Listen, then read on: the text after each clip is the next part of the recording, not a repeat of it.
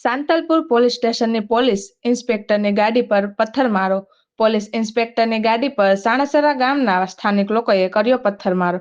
Dumper ચાલકને પકડીને પરત આવતી સાંતલપુર પોલીસ સ્ટેશનની ગાડી પર કરવામાં આવ્યો પથ્થરમારો. ડમ્પર ચાલકને પકડવા ગયેલા પોલીસ અધિકારીને ઈજાઓ થઈ હોવાની શક્યતા. મોડી રાત્રે 50થી વધુ અજાણ્યા લોકોના ટોળાએ કર્યો હતો પથ્થરમારો. સાંતલપુર પોલીસ સ્ટેશનમાં 10થી વધુ લોકો નામજોગ ફરિયાદ નોંધાઈ. રિપોર્ટર ફારૂકભાઈ ઘાંચી, ઇન્કલાબ ન્યૂઝ, રાધનપુર.